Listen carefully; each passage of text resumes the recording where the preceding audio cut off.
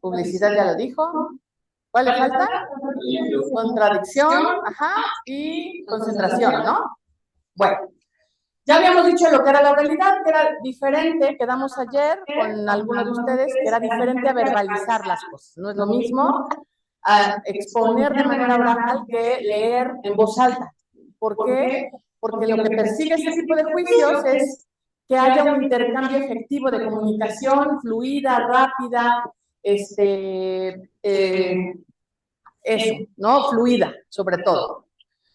Quedamos también que el segundo de los principios, pues aquí nos quedamos, el de publicidad, es decir, que todas las actuaciones de los jueces y en consecuencia todas las audiencias son públicas. Por eso les sugerí ayer que pues den su vuelta en las salas de oralidad para que todo esto que ven aquí en la teoría, que vamos a practicar aquí al final, vamos a ver si nos da tiempo, al final del diplomado, la última sesión, dedicarla más que a teoría, a hacer una simulación de audiencia, ¿vale? El principio de publicidad, entonces, les va a permitir a ustedes ir a una audiencia. Hay, de hecho, todas las salas están equipadas con espacio para la gente que va a escuchar, ¿vale? Entonces, no es raro que ustedes vayan. De hecho, las escuelas de derecho es muy común que estén presentes grupos de estudiantes en las audiencias, así que no desaprovechen esa oportunidad.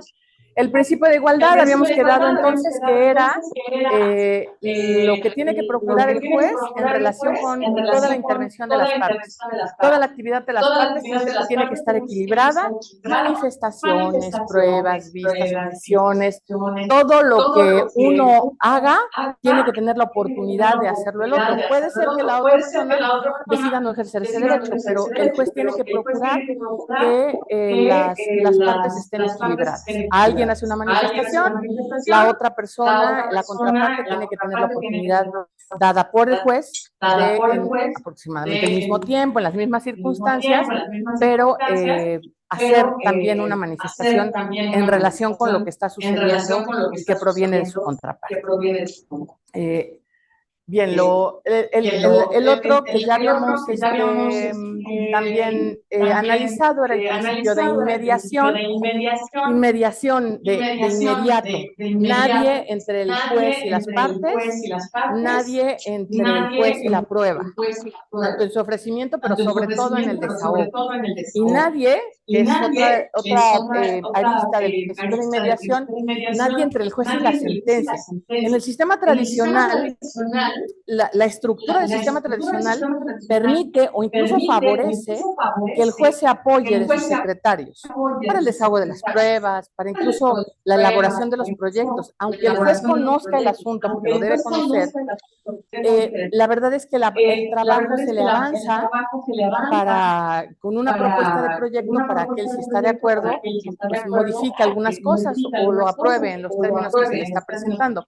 En los juicios orales no es posible eso, los secretarios no participan más que para lo que les contaba también ayer.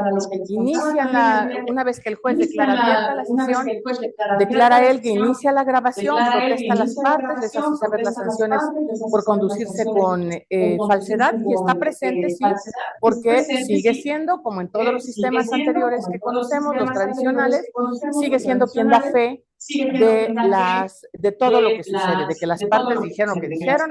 Acuérdense que el juez es la autoridad, pero no tiene fe pública. Entonces, el secretario lo que hace es estar presente para estar autentificando todo lo que dicen las partes y que lo que le dicen las partes al juez pueda en un momento dado constituir una prueba. ¿Sí?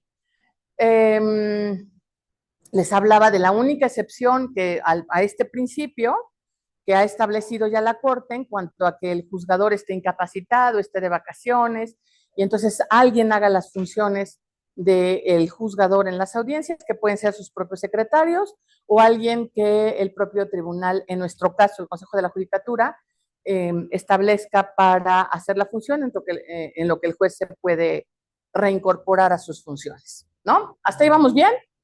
Todos los principios Ojo, porque es importante que hagamos esta recapitulación de los principios.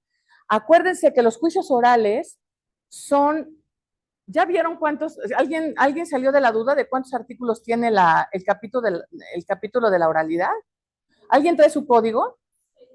A ver, nada más por salir de la duda, ¿cuántos artículos tiene? Y está regulando las disposiciones generales, las disposiciones del juicio oral mercantil y las disposiciones del juicio ejecutivo mercantil oral. Es a partir del 1390 bis. O sea, son 50 artículos. En 50 disposiciones normativas están regulados las disposiciones generales y 2 procedimientos completos. ¿Eso qué quiere decir? Que estos juicios, y ya deben haberlo visto por ahí también, si han tenido la oportunidad de leer el código, que el juez cuenta con las más amplias facultades. Y a cada rato lo remite, pues lo que diga el juez y lo que diga el juez. ¿Por qué? Porque lo que rige los juicios orales son los principios. El juez se puede mover y las partes se pueden mover a donde quieran, siempre y cuando no infrinjan los principios. Y esto va a ser materia de algo que les voy a decir un poquito más adelante. Por eso es muy importante que ustedes comprendan los principios para que los puedan aplicar en las audiencias. Probablemente no haya un artículo, si ustedes quieren que haya un artículo que les diga todo lo que va a pasar en la audiencia, no lo van a encontrar. Como sí lo encuentran casi en los juicios, en los procedimientos tradicionales. Acá no, acá te dice, estos son los principios, haz lo que quieras, pero no los rompas. ¿Sale? Entonces es muy importante que ustedes los conozcan, que sepan cómo operan, porque dentro de eso es que el juez se puede mover y no va a cometer absolutamente ninguna violación procesal, ninguna ilegalidad, y ustedes lo mismo, pueden hacerlo siempre y cuando no rompan esos principios. Y eso tiene mucho que ver con las pruebas, y lo vamos a ver un poquito más adelante. El principio de contradicción. Les decía anoche que está muy ligado con el principio de igualdad. ¿Por qué? Proceso, hay autores que los llaman igualdad de armas a este principio. El principio de igualdad de armas consiste en que lo que tú tengas oportunidad de sacar para defenderte, tengo yo oportunidad de sacar para sostener mi acción. Igualdad de armas es, saca todo lo que tengas en términos de argumentos, de pruebas, de alegatos, y la misma oportunidad tiene que tener el otro para que sea un verdadero proceso legítimo, igualitario. Ese es el principio de igualdad. Está ligado con el principio de contradicción, justo porque en el momento que yo saco una prueba para que sea desahogada en juicio, la otra persona tiene que, o sea, mi colitigante tiene que tener la oportunidad de hacer lo mismo, no solamente respecto de su propia prueba, sino de participar en el desahogo de la mía. Eso se ve mucho, pues por supuesto, en las confesiones, en donde el otro pregunta, pero también en los testimonios, en donde la contraparte del que ofreció la prueba puede preguntarle al testigo, en las periciales, pero por supuesto, a través de y ojo, por favor, es una gran falta de técnica jurídica que cuando su contrario ofrezca una prueba pericial, ustedes al momento de contestar la vista o de contestar la demanda, según el caso, digan, yo vengo a ofrecer una prueba pericial. No estás ofreciendo una prueba pericial, estás queriendo nombrar perito en la prueba de tu contrario. Son dos cosas distintas. O sea, ¿quién ofrece la prueba? ¿Quién quiere probar una postura en juicio? ¿Sí? Porque el código nos dice y todos los ordenamientos nos dicen que el que afirma está obligado a probar. Es un principio de las pruebas, es un principio del proceso. Entonces, cuando tu contraparte propone una prueba pericial y nombra a su perito, te dan vista no para que propongas una prueba, tú no tienes un hecho que probar, porque si lo tuvieras, hubieras ofrecido eso en tu contestación o en tu demanda. Entonces, ojo con eso, tengan cuidado de no decir, vengo a ofrecer la prueba pericial, no. Vengo a participar en el desahogo de la prueba de mi contrario y para ello nombro un perito. Los efectos son totalmente distintos, ¿sale? ¿Por qué? Cuando yo nombro perito como actor, le van a dar vista al demandado. ¿Cuál es la idea de que el demandado tenga intervención en mi prueba? Mi prueba tiende a probar mi acción. El hecho que yo diga lo que sea, no sé, que las llantas de las que ayer hablábamos, ¿no? Si la materia de la litis estuviera fijada en cuánto cuestan las llantas, pues voy a ofrecer una pericial que le allegue al juez la información de cuánto es lo que me deben por concepto de las llantas, si es que acaso no estuviera ya determinado en un documento, ¿no? En una factura, en fin. Esa es mi acción. Y lo que va a venir a decir el perito, porque yo se lo voy a preguntar, es todo lo relacionado con mi acción, con la aseveración que yo hice en juicio. Si mi contraparte dice que quiere ofrecer una pericial, ¿cuál es la materia de la prueba? ¿Qué excepción pusiste? Ajá, entonces es posible que esa pericial se las desechen, porque ¿con qué hecho de tu contestación de demanda está relacionado? ¿Sí? O sea, no tiene efectos menores, tengan cuidado, porque el que a ustedes les den vista con la pericial de su contrario es para respetar este principio de contradicción, de igualdad de armas, no para que ofrezcan pruebas, ¿sí? Sino para que complementen las del otro. Y a lo mejor en una de esas, si me apuran, un juez estricto, un juez legalista, le diría, bueno, no nombraste perito del otro, te tengo por conforme con el perito que rinde el de tu contraria, y a ti esta prueba te la desecho porque no estás probando nada, no tiene materia. ¿Sí? Entonces, eviten que les suceda eso o que el juez tenga que enmendarles la plana y decirles, bueno, pues lo que tú quisiste decir, ¿no? Como Fox, es esto. ¿Sale? Entonces, tengan cuidado porque las dos cosas son totalmente distintas, tienen efectos jurídicos diferentes. Ahí vamos. Luego, el principio de contradicción es la igualdad ante la ley entre las partes. Quedamos que uno de los principios rectores de todo procedimiento, claro está, pero particularmente los juicios orales, es la lealtad procesal. ¿Sale? Ustedes, y es muy importante que lo entiendan, sobre todo entre abogados, los abogados no son enemigos. Ustedes no son enemigos de nadie. Ustedes son peritos en derecho y están entrenándose en la argumentación jurídica, en los principios de los juicios, para poder asesorar debidamente a su cliente y que su cliente obtenga una resolución favorable. Pero eso no los hace enemigos ni de la otra parte ni del abogado menos. ¿Sale? Entonces, es muy importante que respeten siempre el principio de lealtad procesal, porque eso, les decía también ayer las chicanas, además de que el juicio oral afortunadamente ya no se las permiten, ya no se los permite, no sirven de nada, porque eventualmente las cosas se resuelven, por más que hayas enredado un asunto, eventualmente se va a resolver. Ajá, y lo único que mostraste fue una inadecuada conducta procesal, que puede influir en el ánimo del juez. Recuerden que todo eso pues, son indicios, ¿sale? Entonces, no tiene ningún sentido. Mejor tratar de buscar un argumento sólido para que la pretensión del cliente pueda avanzar.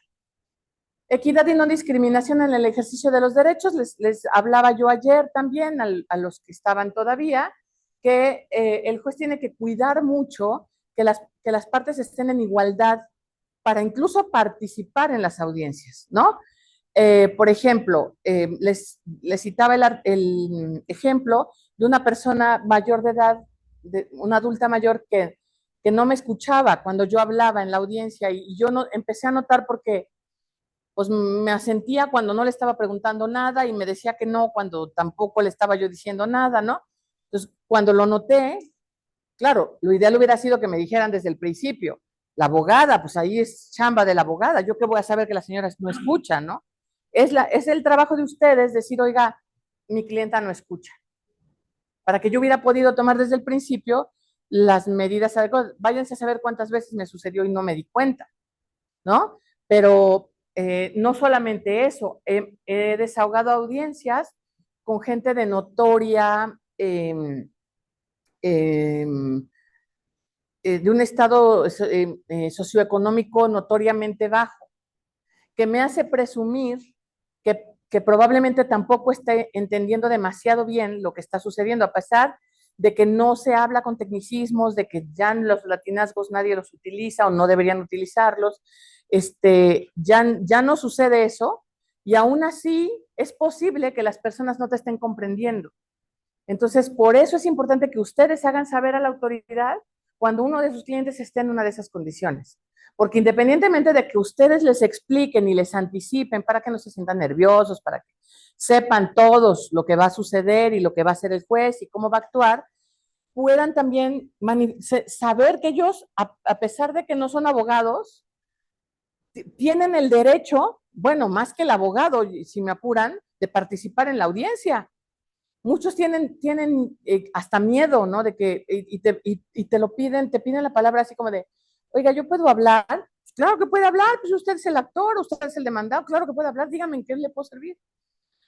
Pero es importante que ustedes pongan en contexto y en aviso, digamos, al juez de lo que le está pasando para que no incurramos sin querer o por una omisión del abogado en una práctica discriminatoria, ¿no? Y el pobre interesado, pues, pase de noche la audiencia a pesar de que son sus derechos los que se están dilucidando. Mande usted. Por ejemplo, una persona no hable el idioma español y maneja otro idioma, ¿esa podría ser una causa de alguna nulidad en el futuro?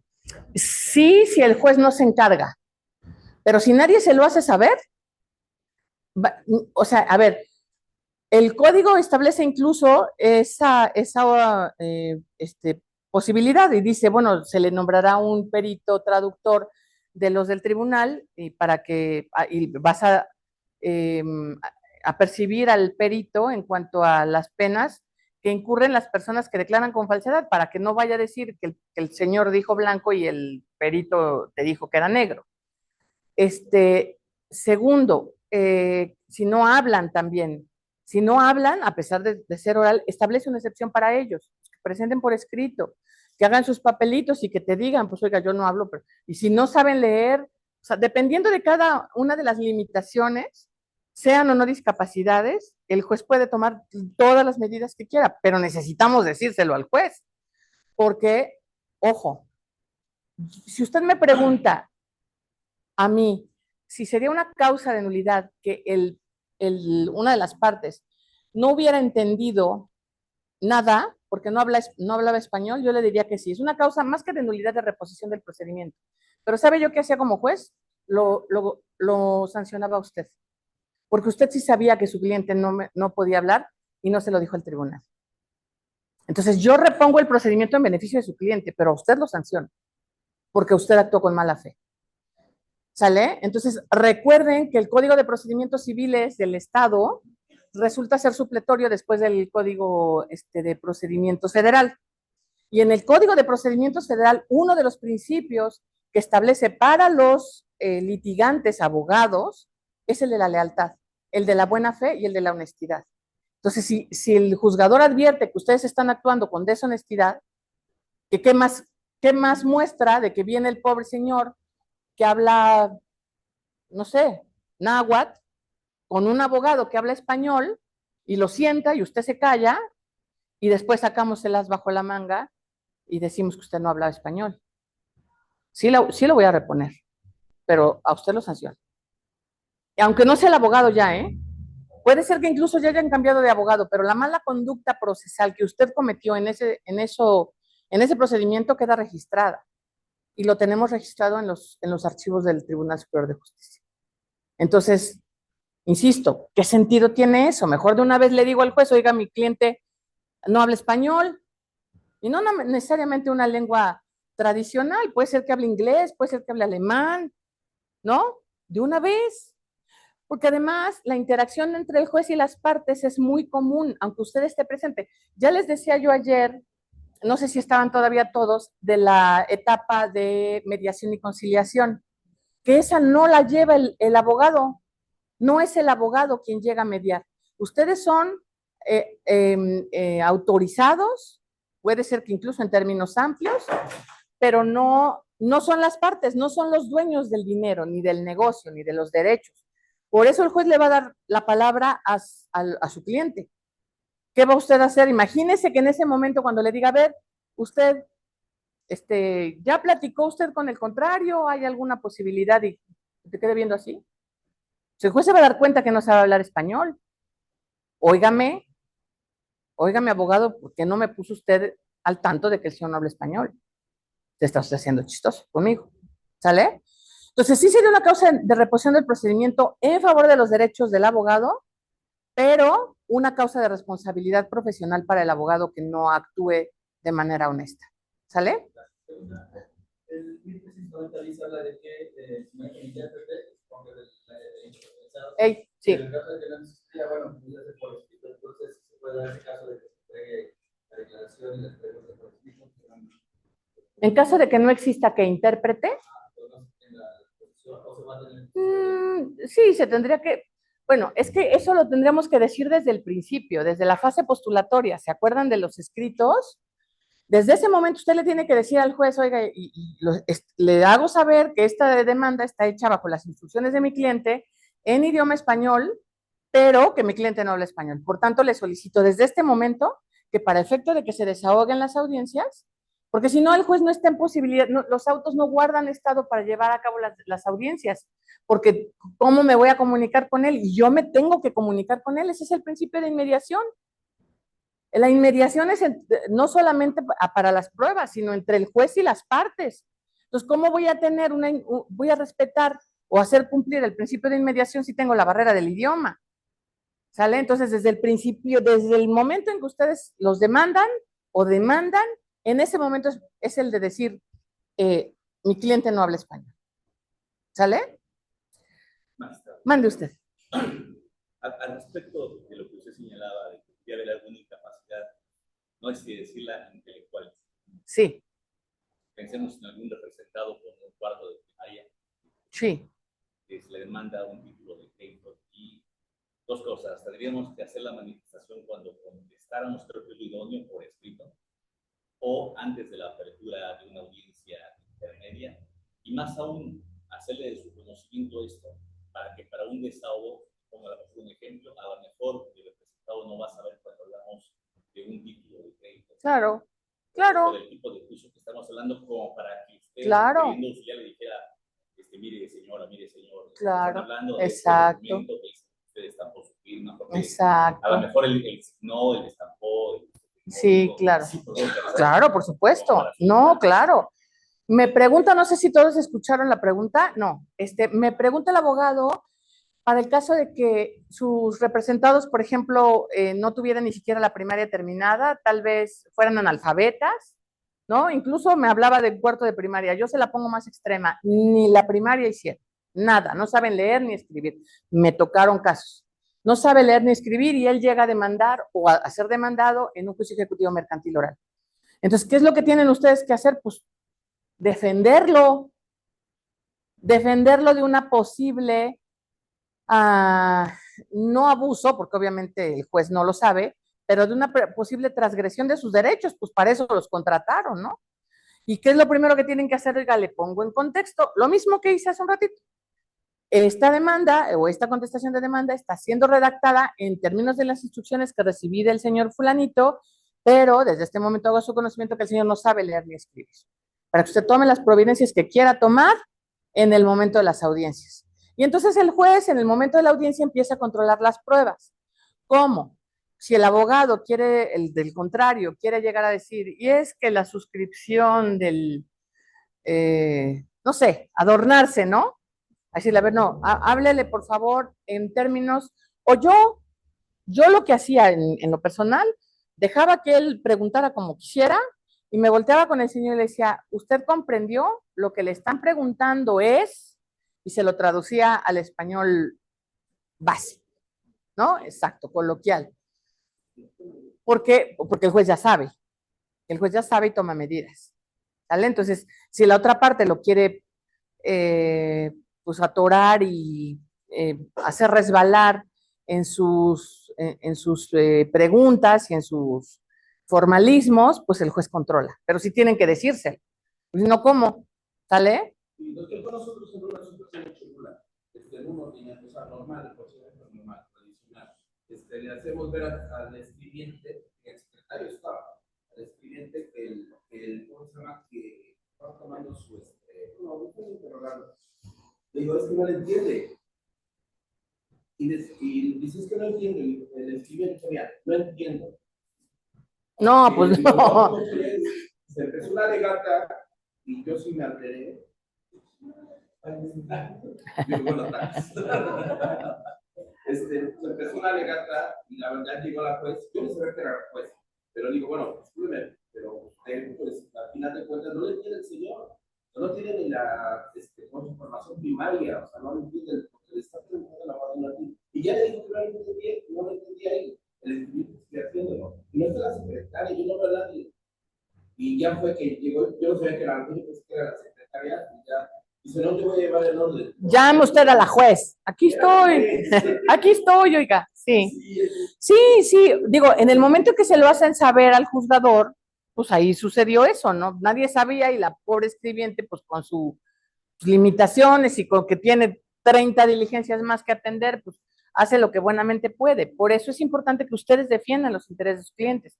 Defiendan no me gusta porque no es que nadie los esté ofendiendo, sino hagan valer el derecho que tienen a ser asistidos en una audiencia, ¿no? ¿Hasta ahí vamos? Sí.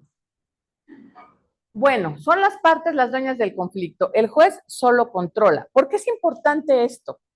Los jueces, en los sistemas tradicionales, resultaba, en materia mercantil se veía menos, porque son procedimientos de estricto derecho, pero resultaba que no, porque no ofreciste bien y no sé qué, y no vas a aprobar, y se metían en cuestiones que a un juez no le importan. Si no va a aprobar, pues es asunto del señor. Él considera que esta es la prueba que tiene que desahogar para que le vaya bien en juicio. Ya veremos. No se debe prejuzgar sobre el ofrecimiento de las pruebas la eficacia probatoria que van a tener en juicio. Entonces, es muy importante, y aquí van a ver que el juez, pues, hagan lo que quieran, como siempre debió haber sido. El juez es un árbitro nada más, observa, durante todo el proceso observa, solamente observa, controla y se pronuncia al final, ¿no? Pero este es, bueno, pues una de los principios no solamente del juicio oral, pero lo van a ver muy claramente en el juicio oral porque están en inmediación con el juzgador. Principios de continuidad y concentración. ¿Alguien me puede ayudar de los que estuvieron ayer que se acuerdan que eran estos principios? No, pero no lean, qué chiste. Sí. ¿Cuáles son los principios estos? Se inicia una fase, concluye y debe de continuar la otra. Exacto. Y de mi preferencia es que se pueda avanzar o concluir todas las fases. Exacto. La concentración. Exacto. Muy bien, sí. Eso es, la continuidad implica que el procedimiento no se suspende. El procedimiento tiene fases, ya lo saben, las fases, ¿alguien recuerda las fases de la audiencia preliminar sin ver las anotaciones? Sin ver, ¿alguien? Mande usted. No, las fases de la audiencia preliminar.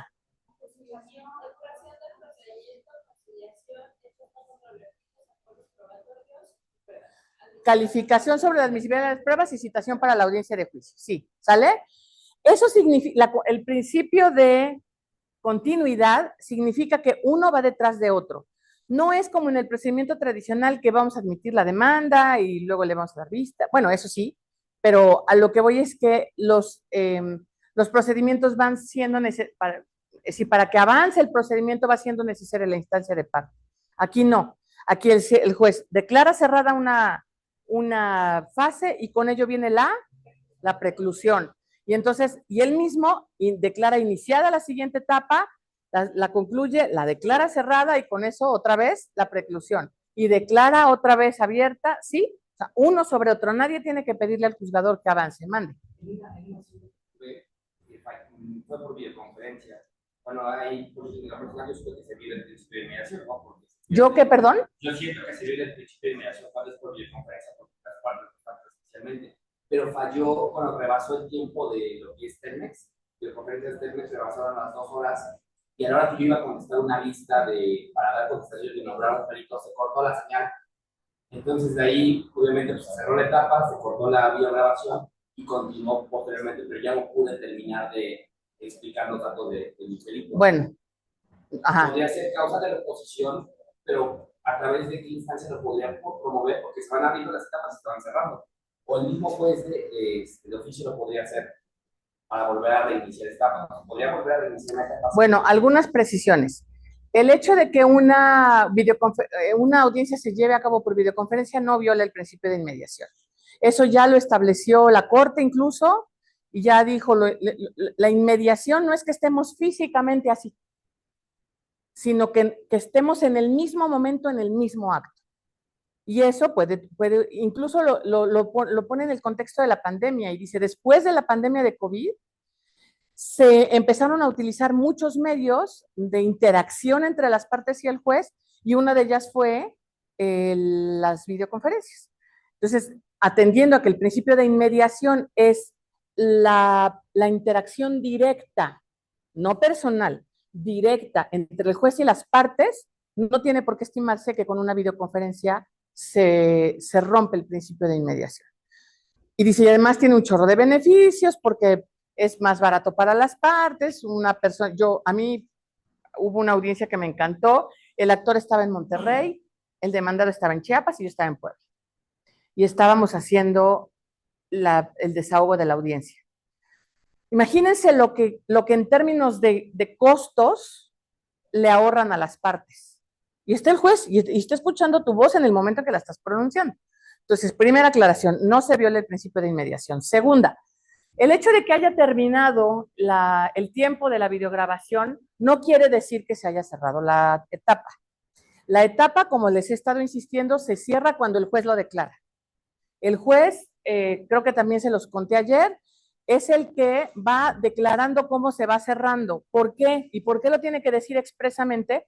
Porque viene la preclusión. Con la declaración del juez de que ya terminamos esa etapa, viene la preclusión. El hecho de que se pierda la comunicación, a ver, también se los dije ayer, pues tiembla, se nos va la luz, se nos va el internet, yo qué sé. Pero eso no quiere decir que se cierre la etapa y que precluyan los derechos, solamente se perdió la comunicación. En el momento que se restablezca, el secretario, a mí también me llegó a pasar. El secretario lo único que sucede es, se le da la instrucción, secretario, ¿en qué estábamos? Ah, pues el señor abogado estaba contestando la vista que se le dio con tal cosa. Perfecto. Abogado, se reanuda su tiempo de participación, por favor, dígame, complete o concluya, no sé. A lo mejor ya terminó y me dice, no, pues yo ya terminé. Ah, bueno, gracias. ¿Sale? Pero son varias precisiones que es importante tener en cuenta. Primera, no hay violación del principio de inmediación. Segunda, el que se vaya la luz o de cualquier manera se corte la comunicación no implica que se cierre la audiencia. Tercero, no existe preclusión de los derechos hasta en tanto el juez no declare cerrada la etapa. ¿Sale? Entonces no hay motivo alguno de reposición, salvo que usted en el momento que se reanude la audiencia le diga, oye, me quedé a la mitad, y él le diga, ¿qué me importa? Ya, no, bueno, pues entonces sí, a ver, momento, oiga, espérenme, déjeme terminar de hablar, porque fueron causas ajenas a mi voluntad las que impidieron que yo terminara mi exposición. Pero no es todo ese ejemplo que me pone no es causa de reposición, nada. ¿Sale? Sí se manifestó. Manifestamos en que no se había terminado, se había dado la oportunidad de las pruebas y valoramos rápido y no hay problema. Ya no alegamos más, también está bien. mala señal y todo. Está bien. O sea, el punto es que ustedes tengan el derecho. Hace un ratito les decía que la igualdad, el principio de igualdad es que si el abogado tuvo 5 minutos para hablar, procure yo, juez, que el otro tenga 5 minutos para hablar. No quiere decir que él tenga la obligación de hablar 5 minutos, sino que si quiere utilizarlos, los pueda utilizar. ¿No? Porque si no, pues entonces, bueno, pues entonces nos vamos a quedar aquí viendo hasta que transcurren los 5 porque él ya habló 5. No, o sea, no es así, es él controlo que él no empiece a divagar, ¿no? Porque a veces pues, sucede que dan la idea y después la repiten y la repiten y la repiten. Entonces, controlo que él se concentre y una vez que él ha concluido su exposición, paso la voz al abogado para que él haga lo mismito en relación con lo que el abogado estaba diciendo. Y también lo controlo a él, porque puede ser que él empiece a decir cosas que ni siquiera correspondan a esa fase. No, espérenme. El uso de la voz se lo estoy concediendo para que se manifieste respecto de lo que el abogado acaba de decir. Y ojo, por eso importa el sucrol que ayer les decía. ¿Sale? Porque hay veces que están, pues sí están, pero no están. Solo ahora que le paso, se te queda viendo de, ¿no? Y el mejor, pues empieza a hablar de, sabrá Dios que no, espéreme, lo que le dijo el abogado. No, nada, nada, ni lo oyeron, entonces estén presentes. porque puede ser que se esté generando un derecho para ustedes y que no lo ejerzan y que después les caiga el 20 que en ese momento le estaban dando la oportunidad de objetar su prueba, por ejemplo, y ya no lo van a poder hacer después. ¿Sale? ¿Hasta ahí vamos? Sí. Mande, abogado. ¿Qué pasaría? Es decir, si tuviera que desahogar una audiencia en Pachuca y por alguna razón se encuentra bloqueado la salida para norte y bueno, me fue señalada salir con tiempo y no puedo estar, pues, bueno, ni mi cliente. Ok.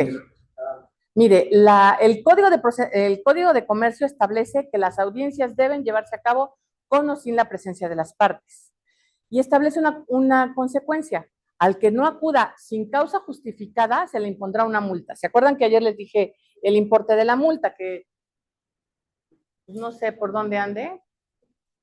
Este que ya está revisado, desde 2,750 hasta 8,906 pesos por no acudir a la audiencia, por causa injustificada. ¿Qué es lo que va a pasar si usted pues atoró en Pachuca? Lo único que tiene que hacer es demostrarle al juez, me atoré allá, discúlpeme, no puede llegar, y se va a eximir de la multa. Pero la audiencia se tiene que celebrar en los términos en que estaba programada.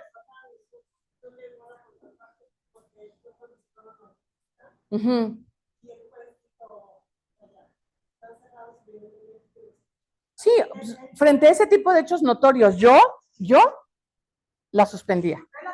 Sí. Sí. Sí, ¿no? Y bajo la lealtad procesal, bueno, si estás viendo que el otro pobre, pues no llegó, no, ahorita con esto, no, así no funciona, ¿sale? Entonces sí, claro que hay que suspenderlas para que darle a las partes, porque no estaba en sus posibilidades. ¿Qué pasa si las reanudamos después? No pasa nada. La ley lo permite.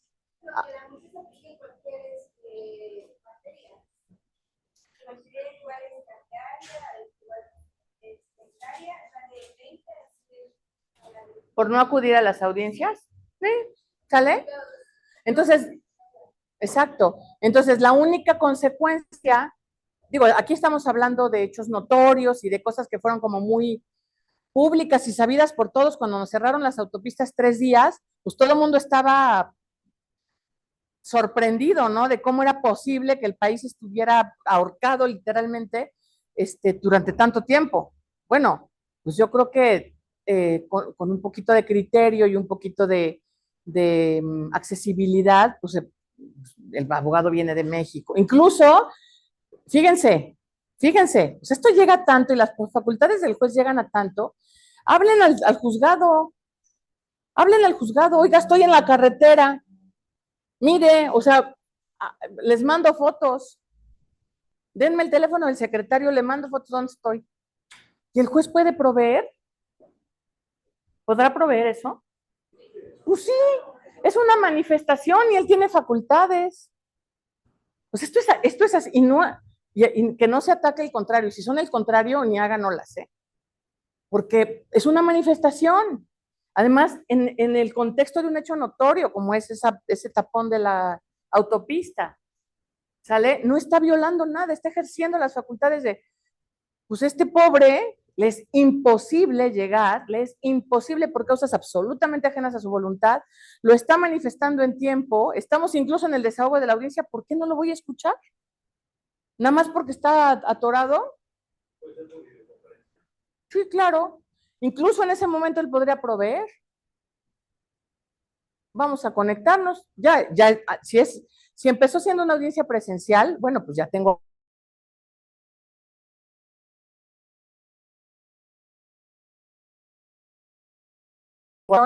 la disponibilidad de sala. No siempre hay salas disponibles, tienen un calendario. En mi juzgado, yo hice una sala, ¿no? O sea, yo la armé.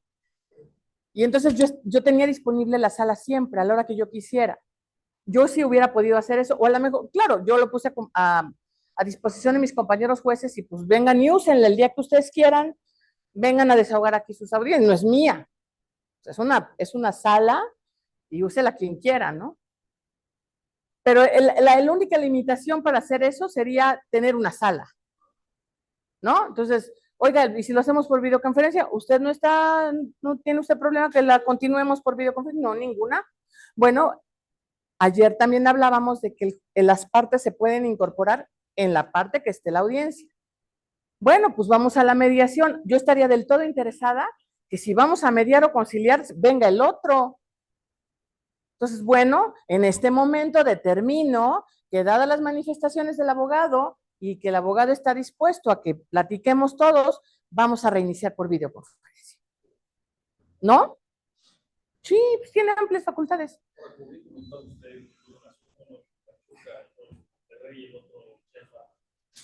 Al inicio del negocio jurídico, si vos acabó en Puebla, el cliente vive en Guadalajara, parte vive en Veracruz, te puedes solicitar en ese momento esa por videoconferencia todo. Perdóneme, ¿en qué momento? ¿En la demanda? Sí, sí. Incluso usted lo hace con un acto de lealtad procesal. Yo sé que mi demandado vive en Monterrey. Para que no venga, le manifiesto, mi representado vive en Houston, no sé. Bueno, está ahorita en Houston. Le manifiesto que no tenemos inconveniente, dada su competencia, en someternos a que el deseo de las audiencias sean virtuales. Habría que esperar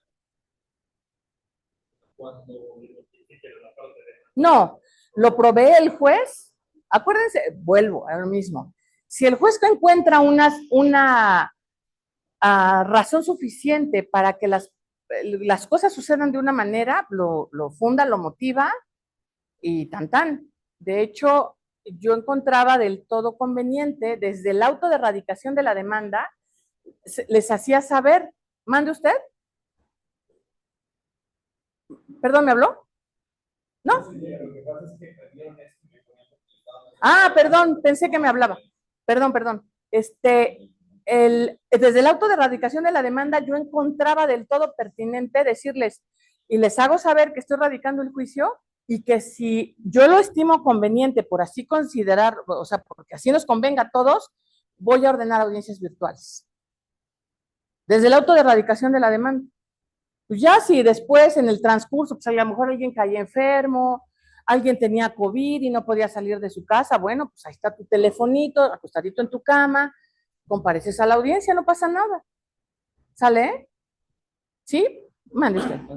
Magistrada, mi pregunta es al revés. Sí. Cuando pretendemos que se haga videoconferencia. Sí. Y yo he advertido que hay autoridades que dicen sí, que se autoriza, y hay que dicen no, que se debe estar a la contraria para ver si pues es que eso es algo que está dentro de tu fuero de como... Sí.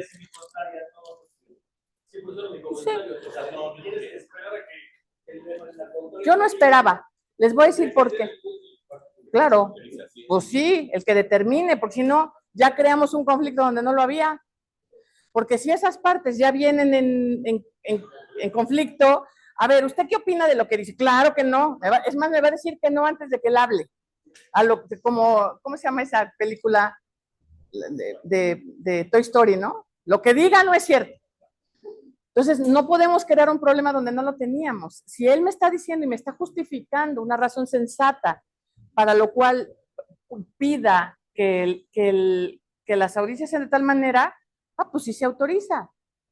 Y ya veremos en cada una de las audiencias lo que va sucediendo. A lo mejor me dices que es mi contraparte, por decir, está en China, pues a la contraparte le va a convenir del todo que el otro diga que yo me conecte desde acá.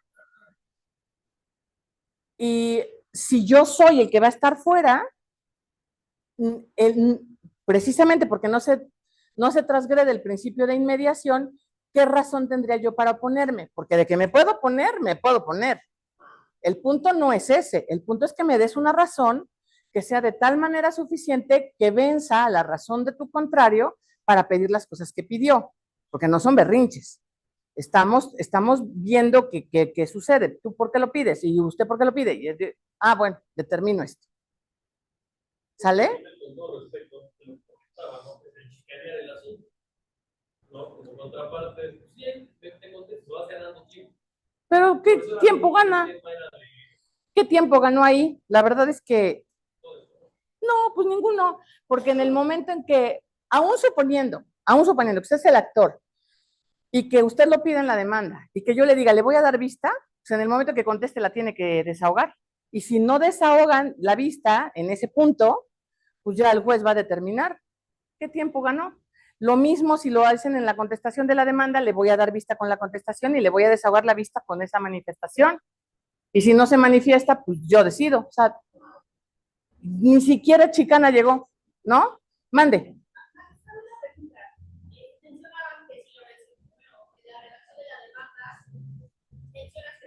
No se encuentra igual en China o en Monterrey. ¿Hay que probarlo o es suficiente? No, porque no es materia del juicio. ¿Cuál es la materia de las pruebas? Pues la acción y la excepción. 1296 del código, ¿no? ¿Qué cosa voy a andar pidiendo pruebas? Insisto, el juez tiene que ser siempre un facilitador. Siempre un facilitador. Y el hecho de que haya compañeros que no sean facilitadores no quiere decir que esa es la actitud correcta. El juez siempre tiene que ser un facilitador. ¿Cómo hacemos fáciles la vida a todos?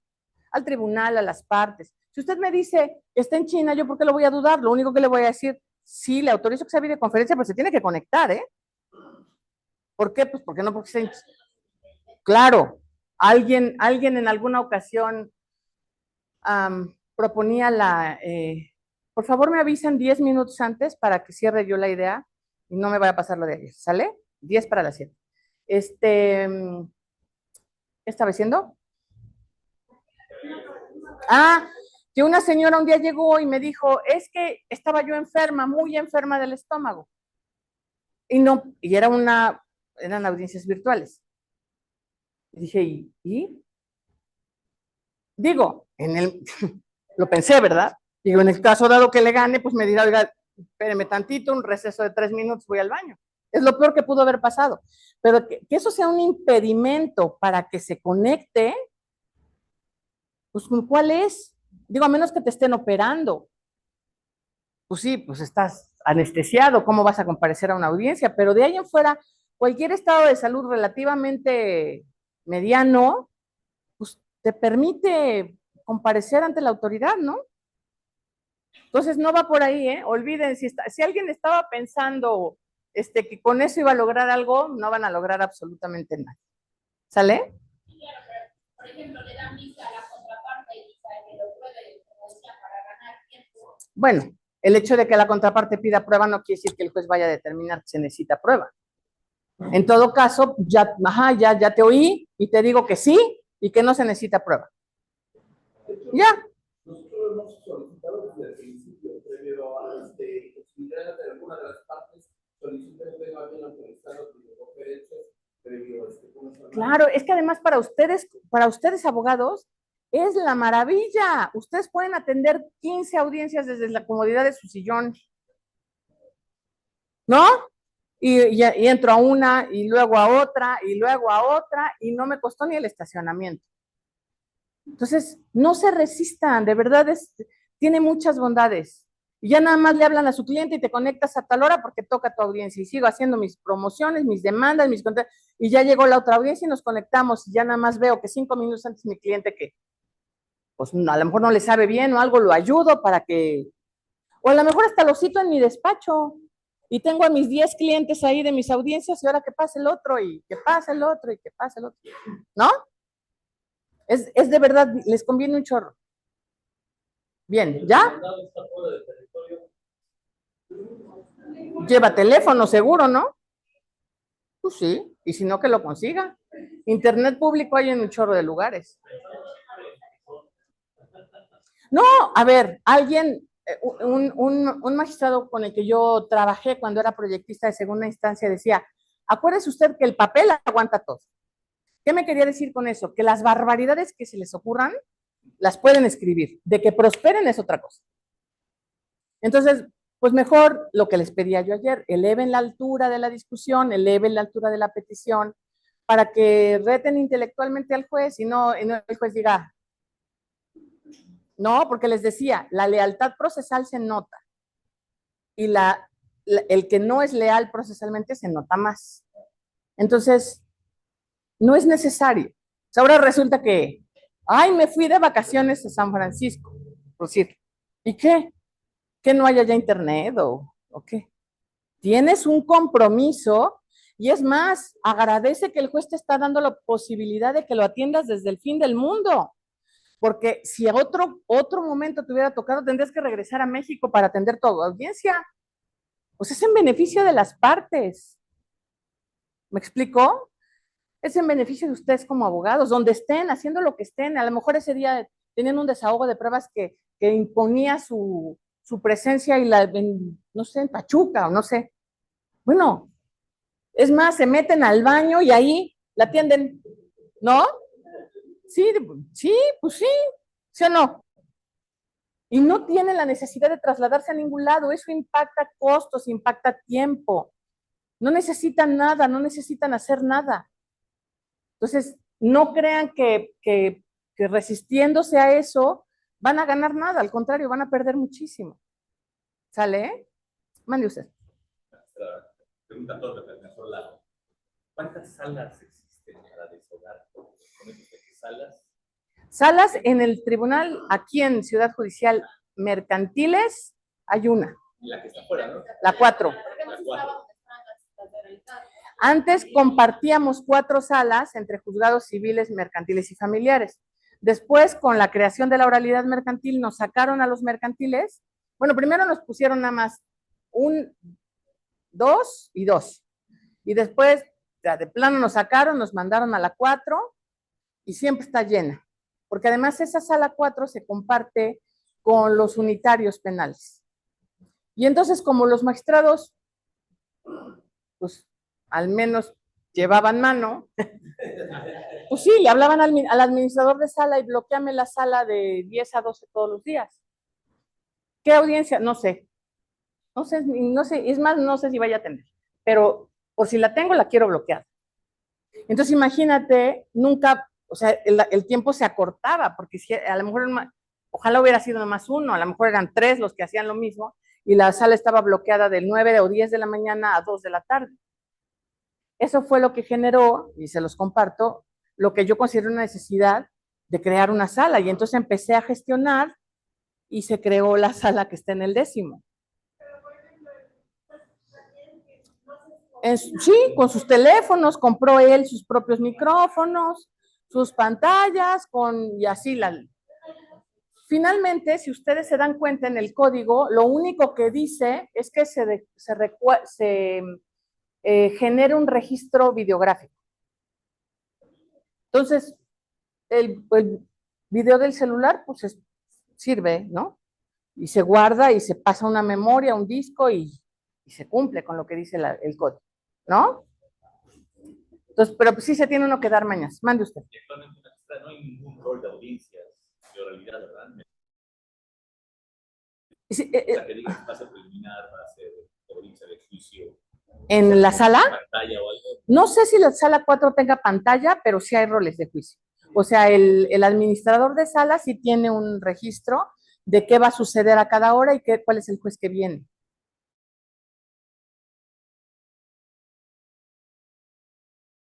De usar, porque supuestamente a esa hora va a ser el magistrado su desahogo, ¿no? Bueno, ahí vamos. Ok, continuidad y concentración. Las audiencias no pueden suspenderse salvo receso o diferimiento. Ya vimos la diferencia entre receso, que se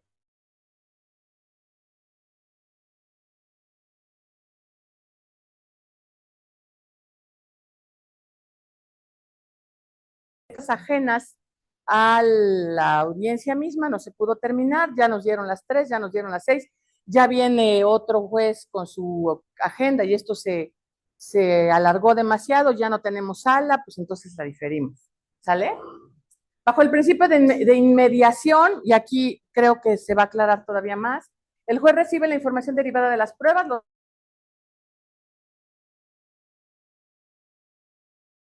entonces, el principio de inmediación no es estar en el mismo lugar físicamente, es que el juez reciba la información directamente de las partes. Esa es la inmediación. Que no la reciba el secretario y que después el secretario le dé cuenta. La inmediación es escucho, ¿sale? Escucho directamente. De admitirse en la preliminar únicamente pruebas documentales que no requieren preparación ni desahogo especial, el juez puede determinar la concentración de la audiencia de juicio. ¿Sí? ¿Por qué? Perdón, ¿por qué? Pues porque no tiene caso señalar otra fecha para la audiencia de juicio si lo que estamos teniendo a lo mejor son el pagaré nomás, ¿no? Y el recibo, un supuesto recibo de pago, por ejemplo, o los documentos de las transferencias. Pues, ¿qué voy a ir a desahogar? ¿Por qué se señala una audiencia de juicio? Para que se preparen las pruebas.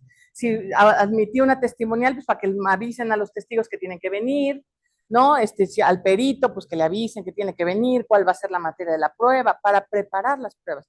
Y como las pruebas documentales no se preparan, por eso se puede concentrar, mando. Sí, justamente eso, como para ley esta concentración está preliminar inclusive dictado sentencia, muchas veces dentro de la misma audiencia, o sea, dentro del mismo momento. Sí. Y estuve en veces donde el abogado de la primera parte, cuando no le benefició la sentencia, y era lo que peleaba. ¿Y cómo era posible que ella llevara preparada el contra sentencia y ya tuviera su veredicto? Y ella iba a hacer los alegatos, que iba a hacer todo lo dicho. Yo lo que decía, pues es que fueron pruebas documentales, ya fueron estudiadas, ya fueron admitidas. Desde el momento en que, ayer también se los comentaba, desde el momento, uno como juez, que te contestan la demanda, ya sabes. Y si te está ofreciendo pura prueba documental el actor y prueba documental, pues ya sabes que la vas a concentrar. Y ya sabes que si lo que quería es el pago de un pagaré, te exhibió el pagaré y el otro te dijo que ya había pagado, por decir, y no ofreció ninguna prueba, pues ¿qué le vas a estudiar? ¿No? O sea, tampoco está tan complicado, ¿no? Ofreció una prueba en la que exhibió su voucher de transferencia a una cuenta, ya le diste vista, el otro ya dijo lo que tenía que decir, ya no hay nada que decir respecto a los documentos. Ya sabe, desde ese momento ya sabes qué valor alcanzaron, qué eficacia probatoria alcanzaron todas las pruebas. Claro que puedes llegar, y debes ya llegar con tu sentencia. Y no me refiero a la sentencia físicamente, sino al fallo. Lo que les decía ayer, señor, usted ganó, señora, usted perdió. ¿Por qué? Pues porque no trajo prueba de lo que dijo. ¿No? ¿Sale? Hasta ahí vamos con los principios. Nos está quedando súper claro qué es cada uno de los principios para no estar peleando cosas como las del abogado de que, ¿por qué vas a concentrar? Pues porque fueron puras pruebas documentales, incluso lo dice el código. ¿No? O sea, no es una violación procesal de ninguna manera. Inicio de la grabación por el secretario, ¿por qué? Porque se tiene que dar fe del lugar y hora en el que suceden las cosas, ¿no? Todas las audiencias, si ustedes se fijan incluso en los autos de los juicios tradicionales, dicen en Ciudad Judicial Puebla, en Puebla, Puebla, siendo las tantas horas del día tal en las actas, ¿no? Esa es una formalidad de las audiencias. Pero acá lo que sucede es que es oral. El secretario hace constar de manera oral lo que está sucediendo, ya no lo escribe. El secretario identifica y toma protesta a los asistentes, eso es muy importante porque el secretario tiene que cerciorarse de quien está compareciendo es justamente quien está legitimado para participar en el procedimiento, sea porque tiene interés en el pleito o un interés contrario. Así lo dice también el concepto de interés jurídico que maneja el Código de Procedimientos. Constancia de modo, fecha, lugar en la audiencia, nombre de los funcionarios que intervienen y de los participantes. Aquí estuvimos todos, nada de que a Chuchita la bolsearon y yo ni me enteré, como no, el secretario da fe de que el señor estuvo presente y que permaneció durante toda la audiencia. ¿Estamos? Ok, juez apertura y cierra. Esto, y no que se caiga el sistema, es lo que da origen a la preclusión de los derechos. La declaración del juez de que ya acabamos la audiencia, la fase de depuración del procedimiento. Vamos ahora a dar inicio, quien estuvo, no sé si alguien, aparte del abogado, estuvo en posibilidad de estar en alguna audiencia que yo desahogara.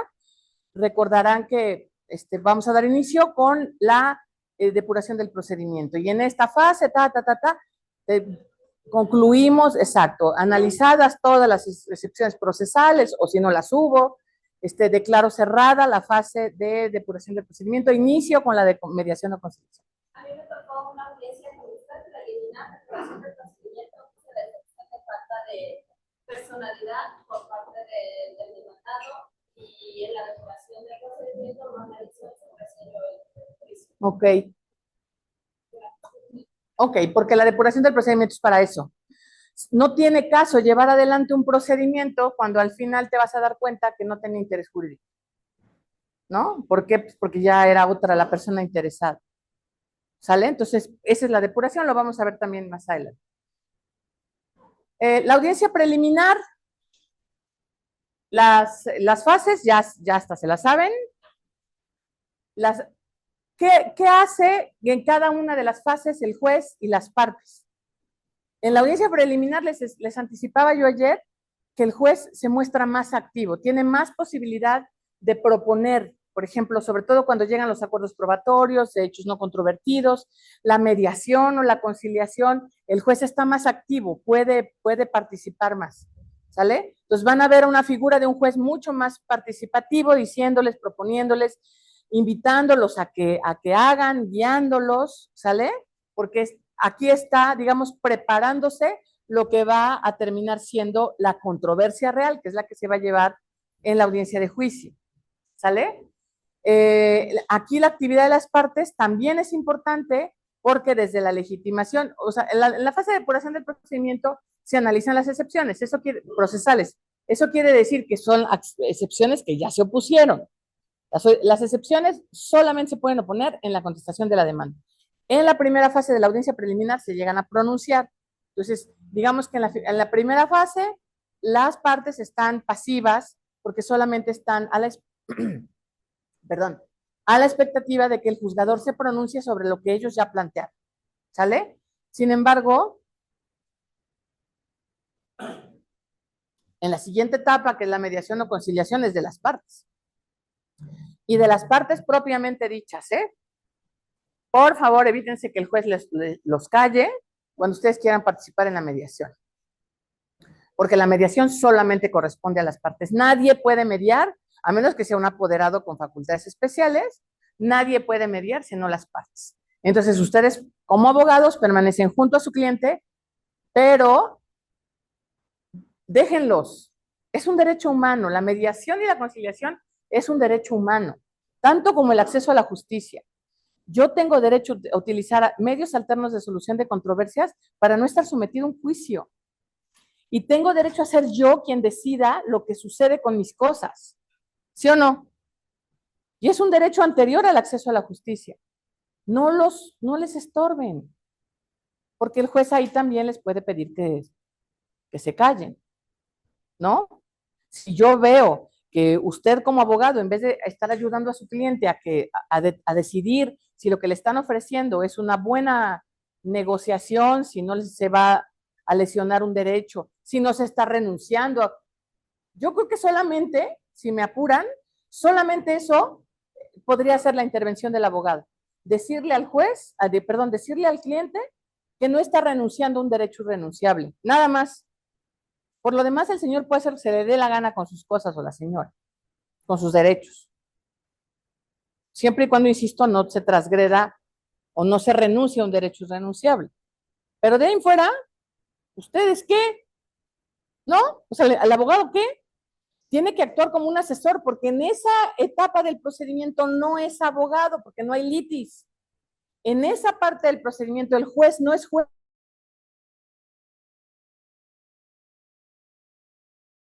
Que participaban conmigo en las audiencias, yo en este momento no soy juez, soy solamente un facilitador de la comunicación entre ustedes. No nos estamos peleando. Entonces, por favor, abogados, atrás de la raya que estoy trabajando. ¿Sale? Mande usted. Pero ahí, una duda ahí de la mediación para pasar a poder pasar a la conciliación. Pero en esa parte, el juez solamente está viendo que no se ponen de acuerdo en la mediación. Pues, ¿en qué momento dice eso yo puedo proponer para que se desarrolle? Cuando lo estime conveniente. No hay una formalidad, el chiste es que se arreglen. Lo importante es que ellos decidan lo que va a pasar con sus derechos. Entonces, si yo los dejo a ellos y veo que pues no está jalando porque no le entienden o porque el abogado está estorbando o porque alguna cosa, yo empiezo a proponer, oiga, yo veo aquí que en realidad el pleito está en, de los 100,000 pesos que usted dice que le deben, pues ya en realidad todo parece indicar que son 30. ¿Cómo estaría usted dispuesto a que le dieran los 30? ¿Podría ser en pagos, por ejemplo? ¿Cada cuándo? O sea, como abrir posibilidades para que ellos analicen, pues, pues igual no estaría tan mal que fueran pagos. O a lo mejor me dicen, no en pagos, en uno solo, pero en 6 meses. O alguna cosa, ¿no? Entonces, no hay una formalidad de en qué momento, pues en el momento en que el juez vea que lo más conveniente es pasar de un medio alternativo a otro. ¿No? ¿Alguien más? Perdón. Sí. Magistrada, a propósito de esta conciliación. Sí. No sé si cuando mi teoría del caso sea combatir un documento porque no va a ser suficiente o aquellos errores que creo que van a ser suficientes como para que no prospere la acción de la contraria. Y es difícil entonces que pueda yo aceptar, perdón que lo diga así. Sí, no, si no es fuerza. Que la voy a defender y aceptar en ese momento de conciliación y decirle, bueno, sí, reconozco, pero te puedo pagar de esta manera. Mi primera pregunta es, ¿va a quedar videograbado, por supuesto? No necesariamente, si usted pide que no, si usted decide que se me permita. Yo incluso se los proponía. Oigan, a ver, les hago saber que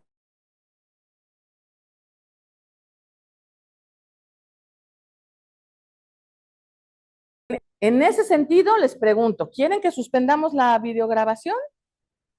Pero si no quieren, de todos modos, nada lo pueden repetir, ¿eh?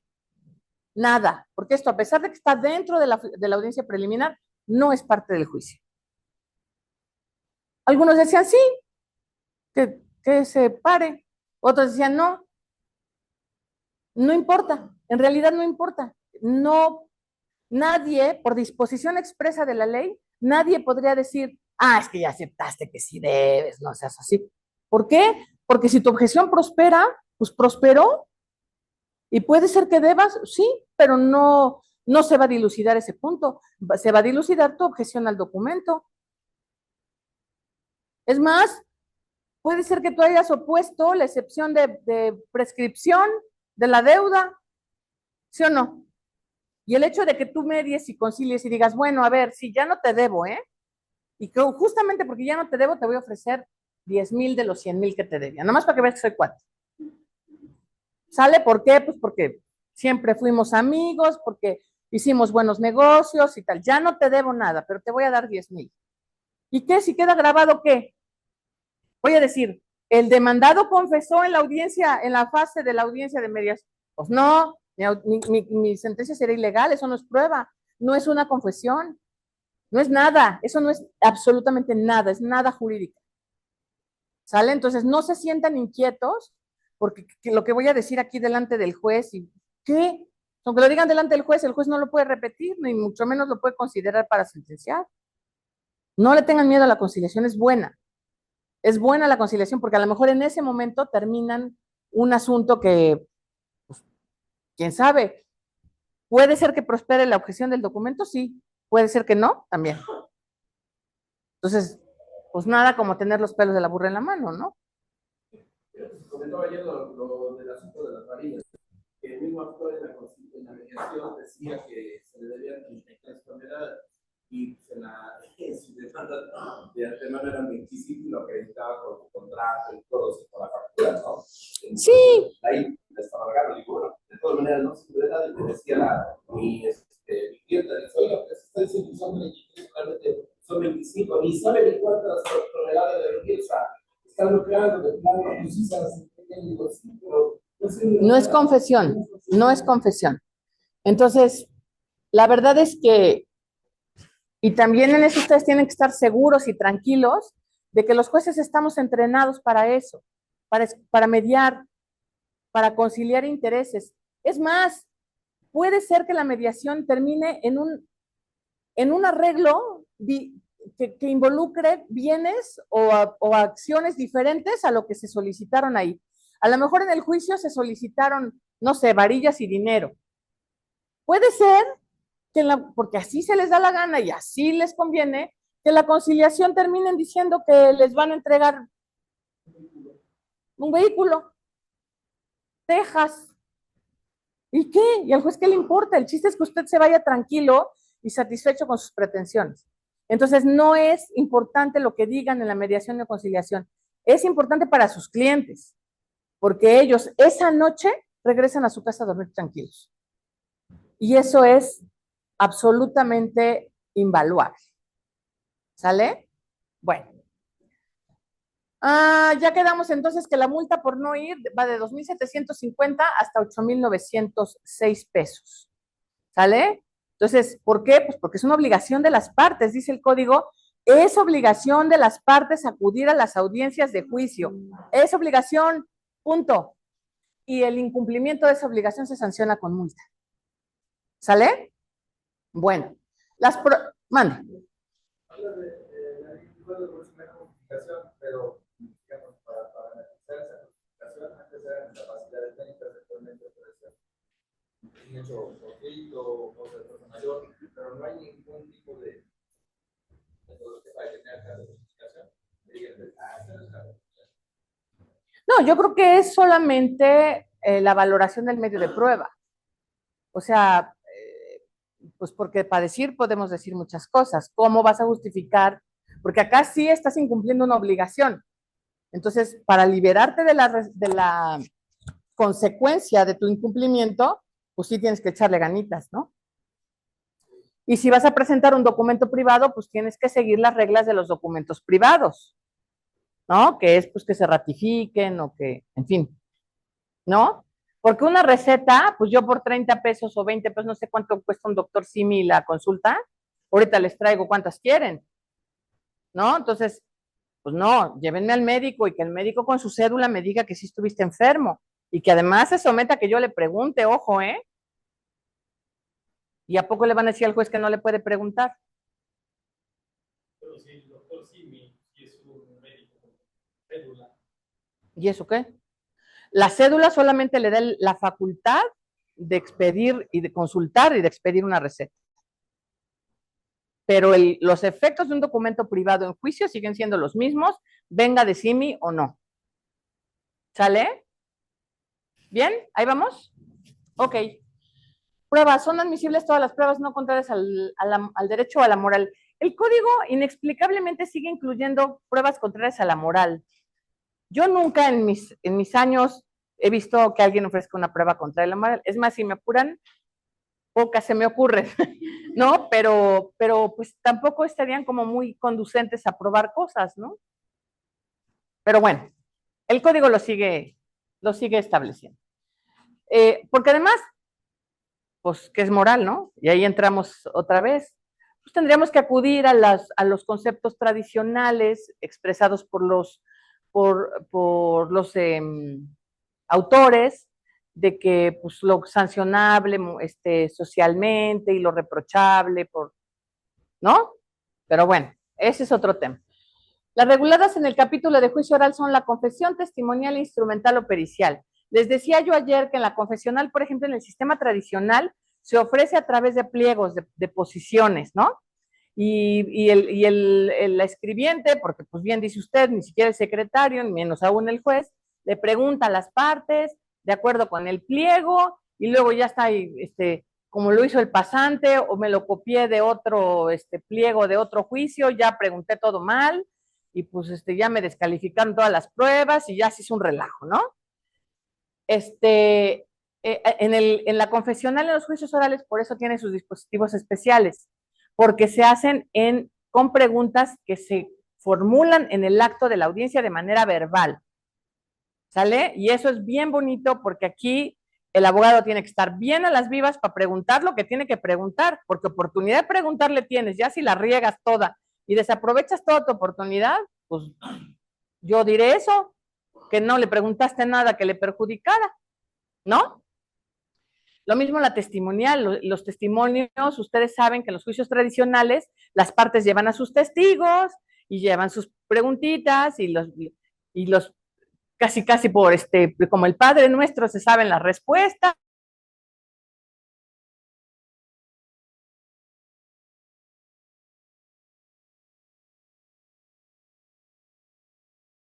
Aunque digan que es blanco, los dos y sean coincidentes en que la casa era blanca, pues no quiere decir que ahora que me traen una foto de que es amarilla, no quiere decir que en ese momento, porque acuérdense, los testigos perciben las cosas por sus sentidos.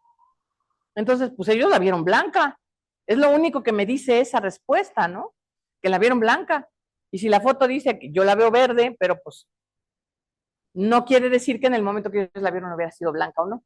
¿Sale? En materia mercantil es posible la objeción de las preguntas formuladas o únicamente. No, sí es una facultad del juez, pero el juez tiene la obligación de controlar las pruebas, o sea, de ver que las preguntas sean idóneas. Usted le puede manifestar, claro está que sí, oiga, considero que no, ojo, y eso es algo bien importante también. Es un vicio de muchos litigantes que empiezan a preguntar, la parte empieza a preguntarle a su testigo, oiga, ¿usted conoce al señor que está acá sentado? Objeción. A ver, ¿por qué la objeta? Pues porque, ¿qué tiene que ver si lo conoce o no lo conoce? A ver, espéreme, está ubicando a su testigo en el lugar de los hechos.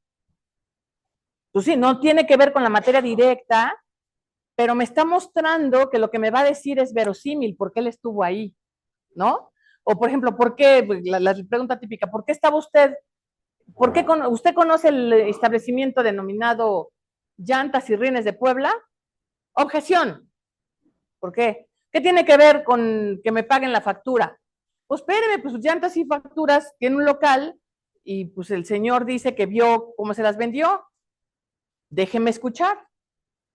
Entonces va a haber muchas preguntas que no tengan necesariamente que ver con la materia directa del juicio, pero están ubicando al testigo en lugar y tiempo de lo que va a declarar. Y le están dando al juez la certeza de la verosimilitud de su presencia en el lugar. Entonces no se abalancen. Escuchen, mejor escuchen lo que le van a preguntar al testigo para que ustedes puedan hacerlo caer en contradicción. Porque si no, ustedes mismos cortan la fluidez del debate y ya no escucharon por querer estar, que no conteste el otro, pues se están poniendo el pie ustedes en vez de obtener buenos datos que después puedan hacer confrontar con el otro testigo. Mande. Pero entonces no se pueden hacer objeciones. El código no lo establece. No. O sea, es como ya un vicio de los juicios penales en los que haga preguntas, bien puedes objetar y sí. manifestar qué tipo de objeción. Es correcto. O sea, es un vicio. Es un vicio. No es... Sí, es algo que se llevaron, como bien dice, de los juicios orales. Sin embargo, por eso le decía, es facultad del juez. El juez controla la prueba. Pero bueno, no nos quita nada. Si yo veo que el abogado está muy inquieto y quiere participar, a ver, dígame usted qué le pasa. Es que eso no, si yo le explico, es probable que el abogado se tranquilice, porque le estoy explicando por qué estoy admitiendo que le pregunten en qué trabaja y a qué hora sale del trabajo. Porque en una de esas me dice que sale todos los días a las 6 de la tarde y el testimonio dice que las cosas pasaron a las 3. Yo volví. ¿Importa entonces a qué hora salga el testigo? Pues importó todo. Pero si yo aíslo la pregunta, pues entonces no va a tener ningún sentido que le estemos preguntando al testigo a qué hora sale. ¿Qué me importa? No se importa. Porque si el señor trabaja, ¿qué hacía ahí a hora de trabajo? ¿O qué justifica entonces? ¿Me explicó? O sea, eso es lo bueno, digamos, de las pruebas testimoniales. ¿Va? Una pregunta, de las testimoniales en cuestión de comercio y mercantil dicen que se objetan las pruebas, pero en el caso de una es correcto. testimonial, No las preguntas. A ver, y ahorita vamos a llegar a ese momento. Lo que se objeta es la prueba y se objeta en cuanto a su alcance y valor probatorio. ¿Sale? Y eso únicamente puede hacerse en el momento que el juez califique que es admisible. Entonces, si ya estamos en el desahogo, ¿qué estamos objetando? Ya está usted extemporáneo. Estas manifestaciones de las que hablamos son a las pruebas, que no tienen por qué no estarlas diciendo, pero bueno, insisto, para que el abogado se quede tranquilo y no esté pensando que ya aquí hay un contubernio de todos contra él, ¿no? Porque eso es desafortunado.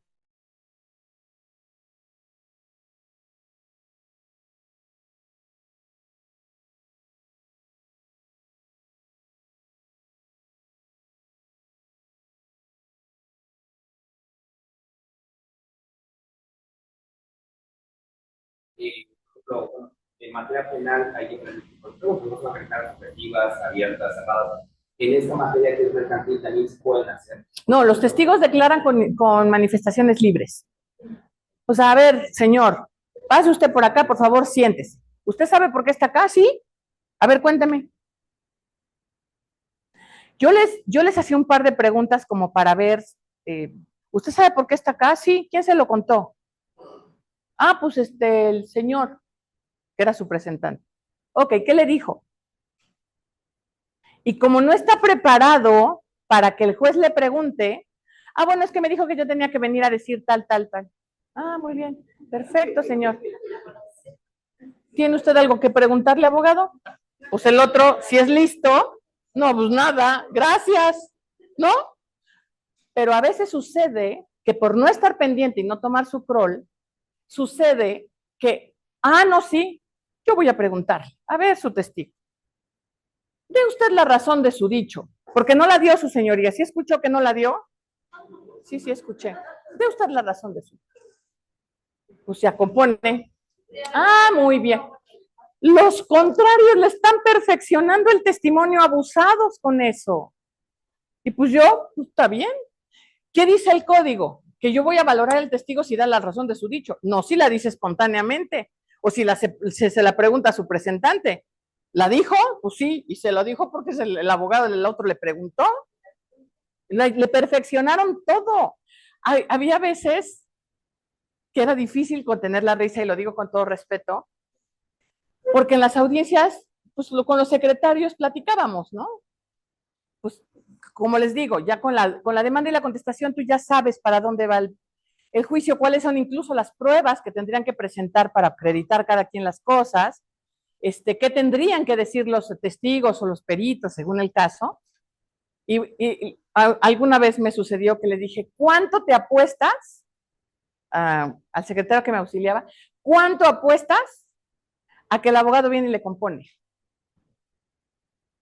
Sí, ¿verdad? Sí, sí tiene como cara de que ¡no! A ver, espérense. Yo no ponga entonces en mi boca que yo no dije. Quieren ser tan combativos que hablan cuando no tienen que hablar. A esa cara me refería. Bueno, él se refería. Me decía, sí, sí. A ver, está bien. Llegamos a la audiencia, empezamos, no sé qué, el testigo. Diga usted lo que tuvo que decir. Un testimonio pésimo. Pésimo. Ok. Abogado, ¿le va a hacer alguna repregunta? Sí, ¿cómo no? Diga usted. Y diga usted. Nada más me le quedé viendo al secretario como diciendo, ¿qué hubo? ¿A qué hora pagas? ¿No? Le compuso todo la prueba. El otro. Tengan cuidado. No porque tengan el derecho a preguntar, se paren a preguntar cualquier cosa. Hay veces que es mucho mejor estratégicamente hablando quedarse calladitos. Porque ya la regó.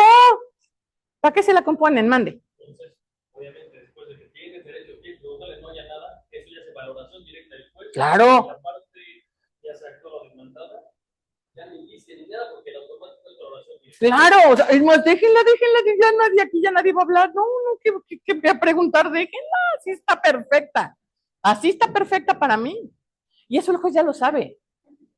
Claro, si no hay otra prueba que lo contradiga, o en fin, ¿no? Pero me refiero a que cuando, digamos, la prueba reina que están ofreciendo es la testimonial y el testigo llegó a decir barbaridad y media, aunque el otro testigo declare perfecto, porque a veces sucedía eso, el primer testigo era bueno, decía lo que tenía que decir, el segundo pues llegaba perdido, es que no dijo lo que el otro dijo, no sé qué, a ver, pues, diga usted, diga bien. ¡Ay! Bueno, pues cada quien. Las partes son las dueñas del conflicto. El juez solo controla. ¿Quiere usted componerle? Pase usted como un abogado, aquí está su testigo. ¿Sale? Mande, alguien, mande. Sí, dígame. No, no, no.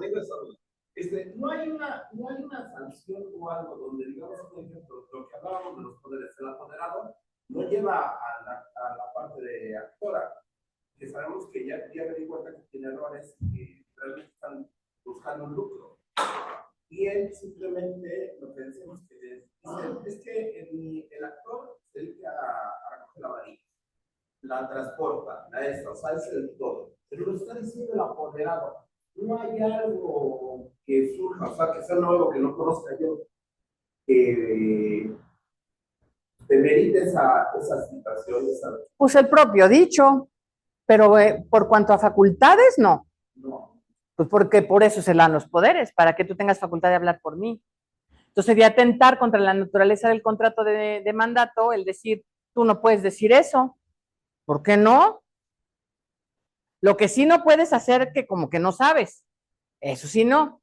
Estaría peor que, no, pues es que, y su representado carga todo. No, eso sí no sé. No, ¿cómo no sabe? Usted viene ejerciendo un mandato.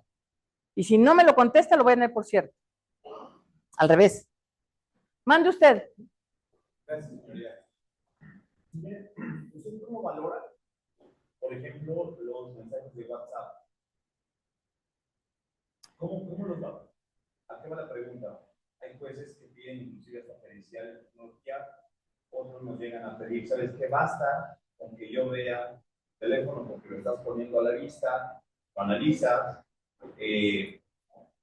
Me ha tocado que inclusive hasta hacen una llamada en ese momento para ver si es el teléfono del demandado o del actor, y eso el propio juez establece. Entonces, no hay una regla escrita propiamente, nos vamos al 210A del Código Federal de Personas Civiles. Entonces, hay estos principios que usted dice que no se tocan, que son ciertos. Hay veces que solicitan la inspección, o nosotros solicitamos la inspección, la pericial, más aparte las copias, las fotografías, inclusive hasta veces una fe de hechos del texto de WhatsApp, que ves que pues dicen, no, yo nada más necesito verlo, necesito que lo contradigan. Probablemente no hay una regla y hay muchos criterios en cómo perfeccionar esa prueba digital, que llega a pasar mucho. Entonces, usted en la práctica, ¿cómo lo hace? Porque hay veces que hasta hay jueces que dicen, ay, usted es el abogado, hay veces que pasó abogado, no sabe litigar. Entonces, son criterios, no son muchos criterios. ¿Cómo lo toma usted? Mire, sí, con todo gusto, con todo gusto. Los mensajes de WhatsApp son desde una clasificación de pruebas, documentos, ¿sale? Los documentos, que son los aportados por medios digitales, en términos del 210A del Código Federal, tienen un problema, a mi parecer. Prueban lo que en ellos se contiene. Es decir, si usted me dice, mire, en mi teléfono hay un mensaje que dice aquí, deudor, o dice Carlos Sánchez. Carlos Sánchez es mi deudor, ya se dio usted cuenta que es mi deudor. Bueno, ese mensaje dice que yo le cobré y que él me contestó que no me va a pagar nada y que le haga como quiera. Ahí está la prueba de confesión. No es una confesión. Ese documento, esa imagen, prueba lo que ahí dice, no la veracidad. Para empezar, ni siquiera sé si porque usted le puso Carlos Sánchez, sea Carlos Sánchez, porque a quien tiene a Juan Mecánico también, ¿no? Y no es Juan Mecánico. ¿Ok? Entonces eso no prueba que sea Carlos Sánchez de entrada. Después, dice, parece que se sostiene una conversación entre usted, pues porque tengo la presunción de que usted sí tiene ese teléfono, pues es el que usted usa, no la seguridad. ¿Sale? Y pues otra persona, que usted dice que es Carlos Sánchez. Ese documento por sí es insuficiente para probar absolutamente nada. Si usted lo que quiere es que le confiesen, llámelo a confesión. Hay una teoría del desahogo de las pruebas que consúltenlo, googleenlo, hay varios autores que la manejan, que se llama el fruto del árbol envenenado. Seguramente ya muchos lo escucharon. Ok. Una sentencia que se basa en una prueba que está ilegalmente desahogada es ilegal. Si yo dijera que porque usted me trajo su teléfono y ahí decía Carlos Sánchez, y de ahí el que parece ser, porque usted le puede poner el nombre que quiera, insisto, ¿no? Y que aparentemente Carlos Sánchez le dijo que sí le debía y que no le iba a pagar nada, yo lo condeno, estaría dándole calidad de confesión a un documento. Y eso es absolutamente ilegal. ¿Quiere usted que eso se refuerce? Es un documento. Finalmente, crea una presunción, si acaso humana, de que alguien que usted tiene registrado en lo que dice que es su teléfono, como Carlos Sánchez, le dijo eso. Nada más, es lo único que prueba. Pero de que Carlos Sánchez, que es un demandado, le esté confesando, hay un abismo de diferencia. Entonces, si usted quiere esa prueba, por eso bien usted hablaba de periciales, porque yo como sé que con la persona que se comunicó es su demandado, aunque yo le hable, ¿qué? Pues me va a contestar alguien. Es más, ¿quién habla? Porque usted le pudo haber dicho, oye, igual te hablan. Tú dices que eres Carlos Sánchez. Vamos, soy Carlos Sánchez. En este caso, en la audiencia, pues me marca y suena el teléfono. A ver, pasen el teléfono demandado, pasen el teléfono por otra parte, le marca y ojo, que también el equipo que dice fue insuficiente, pero le digo, ayer nos comentaba el compañero, ¿no? Cada estado, cada juez tiene su criterio distinto, por eso era más que nada saber. Es muy riesgosa, esa prueba es muy riesgosa porque además, si usted le dice, oiga, pongan al inicio de la audiencia, pongan sus teléfonos en silencio, y yo le hablo, pues no le va a sonar. ¿Y eso qué prueba? ¿Que no era él? O sea, tiene muchos problemas. No creo que sea suficiente bajo ningún concepto. Tienen que reforzarla un chorro y a lo mejor si pides informe, a lo mejor, si pides informe a la compañía de teléfono para que te diga, y eso, ojo, solamente va a probar quién factura esa línea, no quién la usa. O sea, tendrían que ser demasiadas pruebas para reforzar un mensaje de WhatsApp, que va a decir lo que usted quiere que le digan a través de una confesión, porque además lo único que va a probar es que ese documento realmente dice lo que dice, pero no es una confesión, insisto. En el mejor de los casos, con sus WhatsApp y sus impresiones de WhatsApp, lo único que va a probar es que de ese teléfono salió ese mensaje, no de que lo mandó, no de que sea él el demandado, y mucho, aunque probara que lo mandó y que él es el demandado, no puede ser una confesión. Entonces, yo considero un desgaste innecesario estar perfeccionando un mensaje de WhatsApp para lograr nada más un documento privado. Nada más. ¿Sí me explicó? Entonces mejor váyanse por la confesión. Mande usted. No, dígame. Perdón, una duda. Por ejemplo, cuando demandamos a alguien que debe mucho dinero y ya inició un concurso mercantil, ¿esa excepción en qué excepción usted la encuentra? ¿En conexidad de la causa? ¿En una diferencia? La excepción de concurso mercantil. ¿Sabes qué vengo a demandar? Yo le hago saber que esta empresa está en concurso mercantil, por ende este juicio, ahí está la universidad del concurso mercantil, pero que si yo no lo manifiesto en este momento y después cuando me quiere ejecutar, me dice que desde antes de que tú me emplazaras estaba en concurso mercantil y tengo una excepción jurídica para no pagar. Bueno, a ver, efectivamente los juicios de concurso son universales. Una vez que está abierto el juicio de concurso, todos los acreedores tienen que ir allá. Si usted me hace saber a mí que usted como demandado está sujeto a un concurso, me lo tendrá que justificar. Yo declaro en ese momento sobreseído el procedimiento y le digo que se vaya para allá. ¿Sale? Porque pues el juicio es universal. Yo no podría pronunciarme respecto de su deuda porque hay un juez que está pronunciándose sobre todas las deudas que tiene ese compañero, ¿no? Exacto. Y los tiene que ir formando conforme vayan justificando su derecho. Entonces, miren, ni pierda tiempo, váyase para allá porque le están ganando la alfila, ¿no? No, siempre tú dices, ya cumplí. Pues sí, pero ¿qué eficacia va a tener esa sentencia? No la vas a poder ejecutar. Porque el juez de concurso lo primero que hace es etiquetar todos los bienes. Entonces, pues sí, vas a tener tu sentencia ejecutiva mercantil y ¿contra qué la cuélgala ahí en tu cocina? Porque, sí, por eso, o sea, yo creo una necedad y no creo que una persona que quiera cobrar, pues sí, ¿en qué me importa que haya concurso? A mí denme mi sentencia. Pues, ¿no? Ok, luego. No, pues ya les dije que para hacer, pues cualquiera podemos hacer, pero ustedes están acá para no hacerlo, ¿no? Mande. Ahora, solamente con respecto al comentario que decía el compañero de las situaciones de WhatsApp, audiencia ya de juicio. Se admite como prueba superviniente las impresiones de una conversación vía WhatsApp. Lo que hace pues fue pasarla a través del equipo de que se puede ver los documentos, del proyector de blancos, algo así se llama.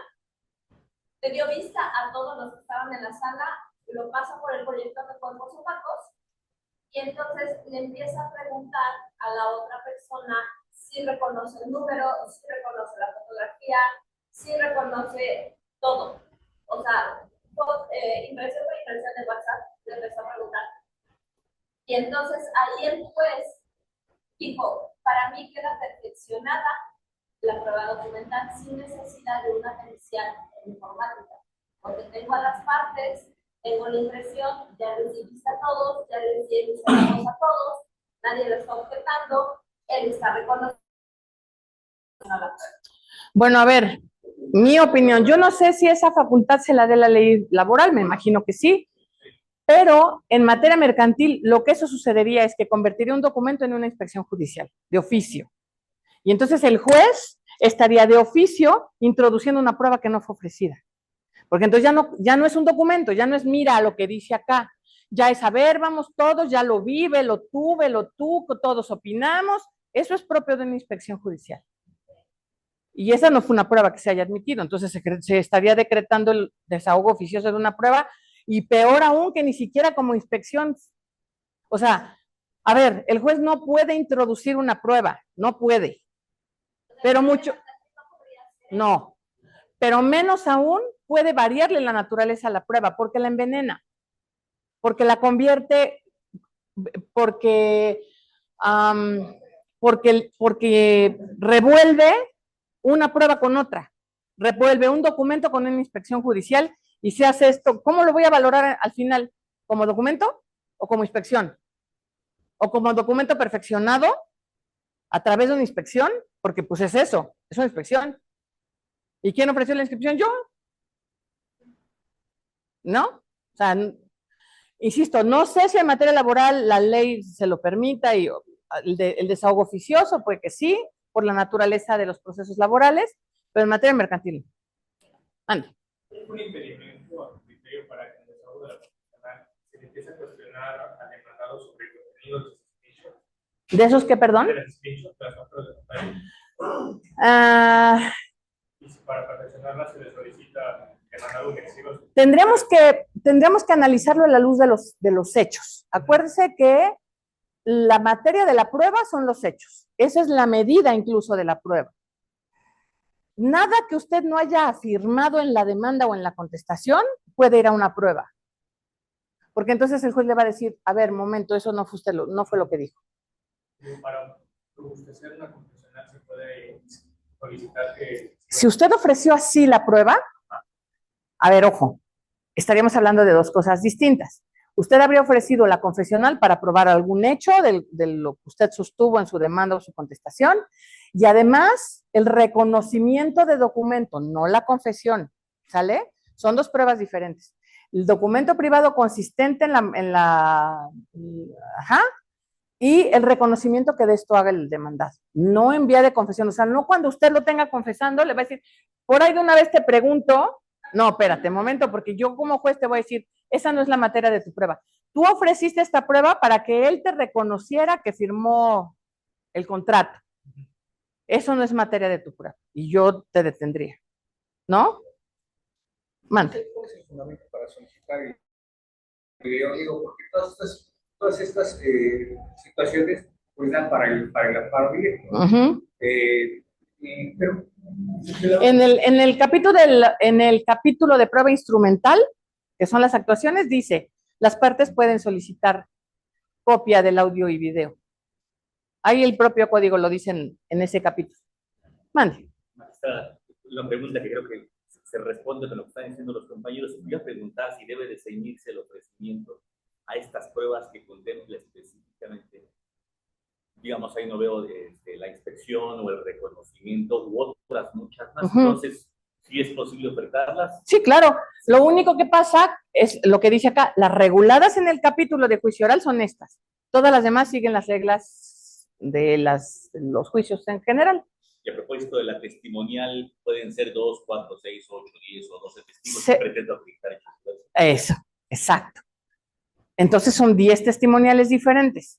Y no tiene usted un límite, salvo la prudencia, que va a ser calificada por el juez, porque si me vas a traer 60 testigos del mismo hecho, te digo, échame 2, ¿no? Pero si son hechos diferentes y a 30 personas diferentes le constaron, porque son 30 hechos distintos en diferentes momentos, en diferentes lugares, ¿qué obstáculo hay? Siempre y cuando sean hechos distintos. Porque si no, el juez te va a decir no, porque es un exceso. Y el juez tiene facultad de regular también que no quieras traer a toda Puebla a testificar sobre algo, ¿no? Entonces, sí, siempre y cuando sean hechos diferentes. Mande. Una pregunta. Para ofrecer correctamente el tema de los screenshots, porque bueno, yo en particular y he visto en varias ocasiones que ni siquiera te los admiten porque violas el derecho a la comunicación privada, toda vez que la otra parte no está concientizando ese mismo acto. Me ha tocado en la admisibilidad. ¿Cómo se podría ofrecer de una manera idónea? Bueno, la Corte ya se pronunció respecto de este tema y la única forma en que se puede ofrecer una comunicación privada es si tú eres parte. Si tú hablaste con la otra persona, puedes decirle al juez lo que hablaron. Si es una comunicación de otras 2 personas, eso está protegido constitucionalmente y es ilegal que tú la ofrezcas e inconstitucional que el juez te las admita. Entonces, la única forma de admitir y que te ofrezcan, de ofrecer y que te admitan una prueba consistente en una comunicación privada es que haya sido parte de esa conversación. Sí, pero ¿cómo sería? ¿A través de una pericial? Pues no, pues donde la compañía de la conversación que haya sido. Bueno, sí, o sea, a lo mejor si eso depende de cómo se estableció la comunicación, ¿no? Si fue correo electrónico, si fue teléfono, la sábana de WhatsApp, que es a través de una pericial, en fin, o sea, dependiendo de dónde quedó plasmada. ¿Perdón? no, porque se acredita con eso. No, es un documento. Y el documento va a valer lo que alcance para valer. O sea, a ver, insisto, y es muy importante que comprendan que los documentos tienen valor probatorio y bueno, todas las pruebas tienen valor probatorio y eficacia probatoria. El valor probatorio se lo da la ley. Los documentos privados hacen prueba plena, si no hacen objetado. Los documentos públicos hacen prueba plena. Eso es su valor probatorio. Eso es lo que dice el código que valen. Ahora, ¿qué eficacia tienen? Si lo que estamos diciendo, por ejemplo, es que no me pagaron la factura de las llantas, ¿de qué me sirve que yo lleve el acta constitutiva de la empresa? Pues sí, tiene valor probatorio porque es una documental pública, pero ¿qué prueba? ¿Qué probó? Pues nada, no probó nada. Entonces, ¿tiene valor probatorio pleno? Sí, y tiene nula eficacia probatoria, no me aportó ningún elemento convictivo. Alfredo y el actor, yo soy el demandado. Pues Enrique le dijo a Alfredo, sí, te debo, sí te debo 1 millón de pesos. Está bien, vas a recibir la documental. ¿Qué eficacia vas a hacer? La de un documento privado, no objetado, por el contrario. Por eso ustedes que tienen que estar a las vivas en las audiencias, para objetar el valor probatorio.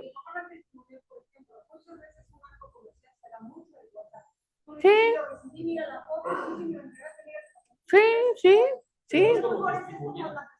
No, testimonial es otra cosa. El reconocimiento, sí, claro. La compañía manda el informe que dice que de quién es Telcel. Pido el informe a Telcel, solicito esa prueba a través del informe y solicito el informe a Telcel para que corrobore mi dicho. A nombre de quién está la línea, el chip, todo está eso. Sí, ahí tienen un riesgo, porque, pues, ¿qué? O sea, no todos los teléfonos están a nombre del que los usa. Entonces tengan cuidado cómo buscan perfeccionar sus pruebas. Mande. Yo no he lo que dicen los compañeros porque no lo sé. Ya nada más en el registro de llamadas. Pero Sí, la conversación no aparece. Sí, lo que él dice es que ya teniendo la llamada, conversación proveniente de un número, ahora te voy a probar que ese número es el del demandado. El problema es si no está, porque entonces ya se quedó mocha tu prueba, ¿no? Y como decía usted, es diferente que se tenga la titularidad al mismo. Claro, claro. Por eso hay que tener cuidado qué voy a preguntar. O sea, porque sí, la compañía me va a decir es de Juan Pérez. Ay, caray, pero mi demandada era Normita Sánchez, ¿y ahora?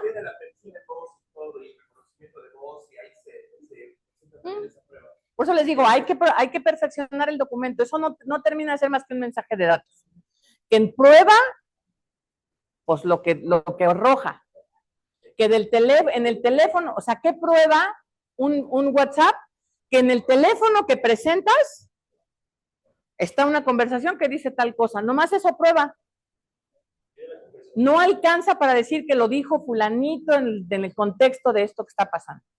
¿Sale? ¿Mande? Sí, por eso, o sea, por eso les decía que que tienen que buscar perfeccionar su prueba a través de otra que sea idónea para reforzarla. ¿Sale? Ya nos tenemos que ir. Yo creo que todo esto que ya es el desahogo de la audiencia de juicio, me gustaría que lo dejáramos para cuando nos volvamos a ver, para ir entrando una por una a las pruebas y que les vaya yo compartiendo cuál va a ser cada una de las particularidades que tienen. Nada más vamos a hablar, obviamente, las que tienen una regulación especial en el código, porque las otras ustedes las conocen. No tiene sentido que abundemos sobre lo que tiene una regulación compartida con los juicios tradicionales. Vamos a ocuparnos únicamente de nuestras pruebas, de la audiencia de juicio. Con esto que les acabo de decir, estamos terminando lo que es la audiencia preliminar. Vamos después a tocar ya cuestiones muy específicas como los efectos del allanamiento, como las objeciones de falsedad, las diferencias con la impugnación del documento, en fin, que eso también termina sucediendo en la audiencia preliminar, pero bueno, lo vamos a tocar más adelante. ¿Sale? ¿Dudas, preguntas, algo que quieran compartir con sus compañeros? ¿Nada? Bien, entonces eso quiere decir que están listos para una audiencia preliminar. Mande. Cuando cierro en una juicio oral, el momento que se dicta la sentencia, en ese momento se dicta la parte. Sí. En ese momento queda firme. No. Cuando transcurre el plazo para que pudiera, exacto. O si lo consienten expresamente.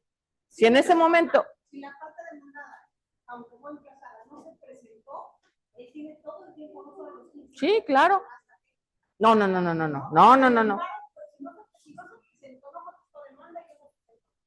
No, pues eso no implica que no le surta efectos la sentencia, sino.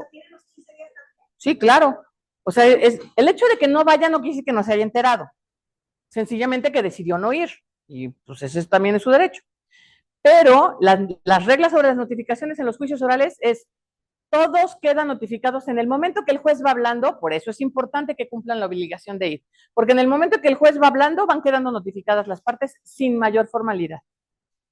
Entonces, en el momento específico del dictado de la sentencia, pues quedan notificados en ese momento y corren los 15 días. Y ahí sí es cuestión de criterios de los federales que ¿cuándo empiezan a correr los 15 días? ¿Cuándo hubo el fallo o cuando te entregue la documentación del fallo? Porque ahí es donde están los argumentos, según ellos, ¿no es cierto? Los argumentos están desde el momento en que yo en la audiencia oral expongo por qué no obtuviste sentencia favorable. Y lo otro ya nada más es la transcripción escrita de lo que te dije en la audiencia. Pero bueno, en el peor de los casos tendrán más tiempo para impugnar vía amparo la sentencia. Pero en el momento en que el juez, no solamente la sentencia, todo lo que dicen las dos audiencias, lo va pronunciando, las partes van quedando notificadas. ¿Sale? ¿Listo? Bien, muchas gracias. Que les vaya muy bien.